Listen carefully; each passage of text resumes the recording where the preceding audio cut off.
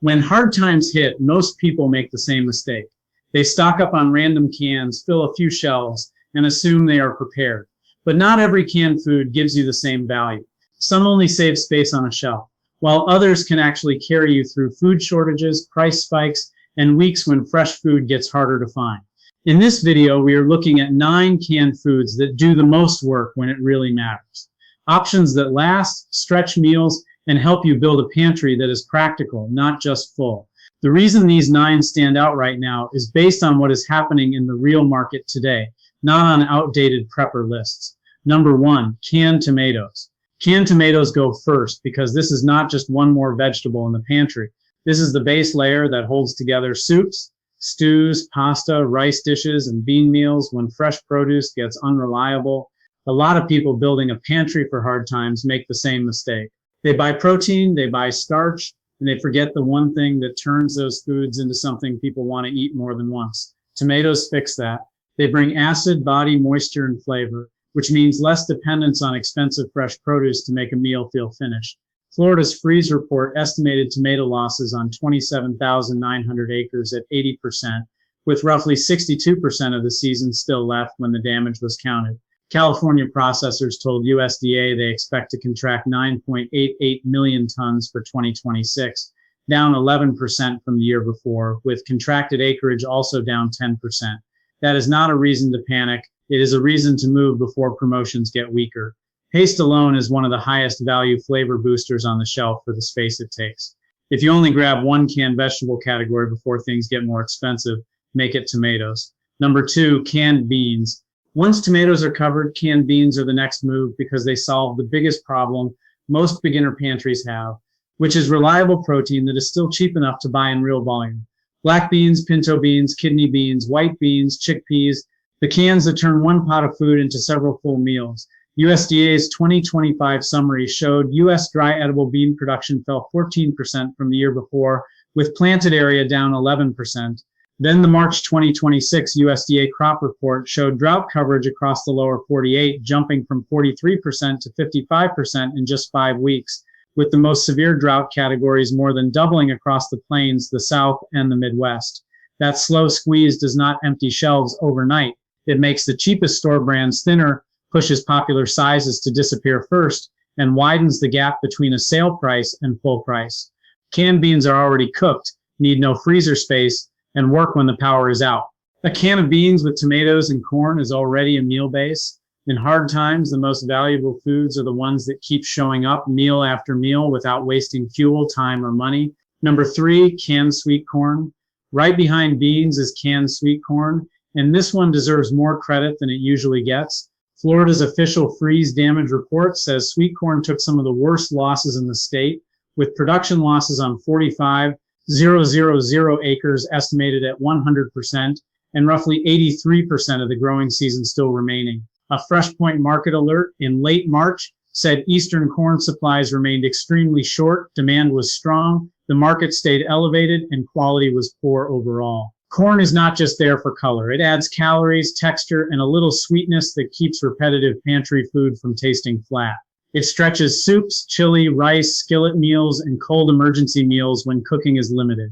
It is also one of the easier canned vegetables to keep in rotation because most people will actually eat it without resistance, which matters more than people admit when building a stockpile for real stress. When fresh supply gets hit and quality slips, canned corn stops being the throwaway, can you buy later, and becomes the backup everybody reaches for at the same time.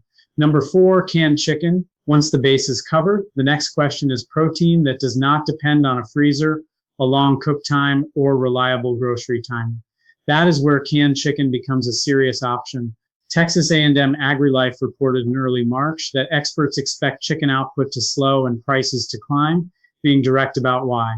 Bird flu remains a concern, and the bigger issue is not just broiler farms themselves, but the breeder flocks that supply fertilized eggs for hatcheries, because those losses ripple through the production chain into grocery pricing. Reuters separately reported that bird flu wiped out 7.4 million chickens in Pennsylvania in a single month. Fresh meat depends on cold storage, weekly promotions, and a smoother supply chain than most people realize. Canned chicken cuts through all of that. It goes into rice, pasta, soups, wraps, potatoes, and casseroles in minutes. For beginner preppers, it is one of the easiest ways to stop building a pantry that is all carbs and no staying power. And because it rotates into normal lunches and weeknight meals, it stores without waste. Number 5, canned salmon. If canned chicken is the workhorse protein, canned salmon is the nutrition insurance policy. At a global seafood market conference in Florida, industry experts said global farm salmon supplies will likely remain flat in 2026, while demand stays strong, with the consensus that prices could rise 16% to 18% this year. One panelist said the U.S. spot market could start getting unpredictable by mid-year. Alaska's early season signal adds to that. The Alaska Department of Fish and Game forecast put the 2026 Copper River Wild Chinook run 27% below the recent 10-year average, with total Copper River sockeye also 11% below the 10-year average. Canned salmon gives you strong protein, useful fat, and real nutritional density without much fuel or prep. In a hard month, it becomes patties, rice bowls, sandwiches, or a cold meal straight from the can. It also keeps variety in the protein mix so every meal does not become beans and chicken on repeat. Appetite fatigue is real. People do not stop eating because a pantry is full. They stop eating enough when every meal starts feeling identical. Buying canned salmon before the market tightens further makes practical sense right now. Number 6, canned peaches and mixed fruit. One of the most important canned food stories in the U.S. right now is happening in California food processing.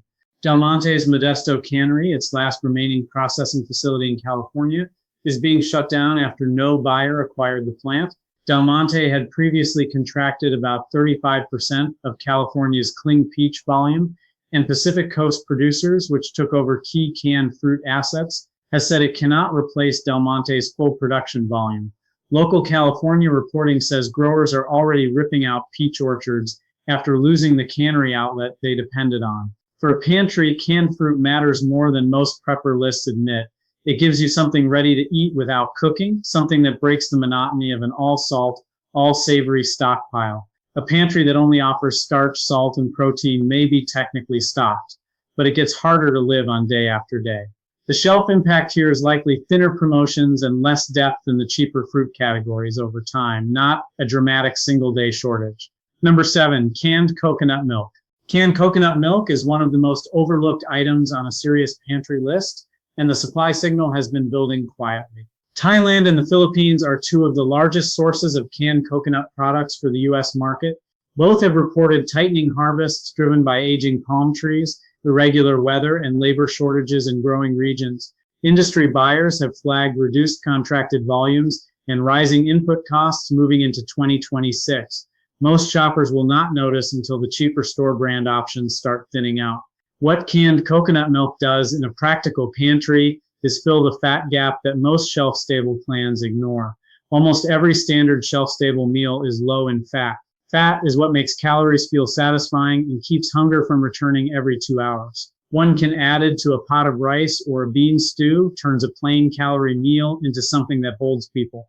It works in soups, sauces, and simple curries made from pantry items alone. A fat source that stores 2 or more years without refrigeration is not optional for anyone managing energy output under stress. It is a real gap that coconut milk fills better than almost anything else on the shelf.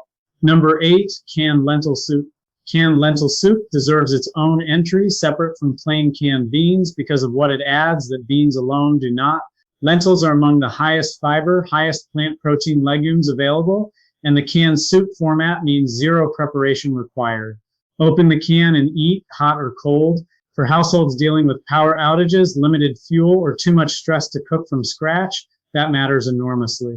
Category consolidation in 2025 and into 2026 has pushed major retailers to reduce SKU counts across mid-tier canned soups, and budget lentil options are among the first to thin out when retailers cut variety. Lentil soup also addresses the fiber problem that comes with most emergency pantry setups. A diet of white rice, crackers, and shelf-stable carbohydrates will collapse digestive health within weeks if there is no fiber source alongside it. Canned lentil soup solves the protein, fiber, and preparation problem all at once without requiring additional ingredients or fuel.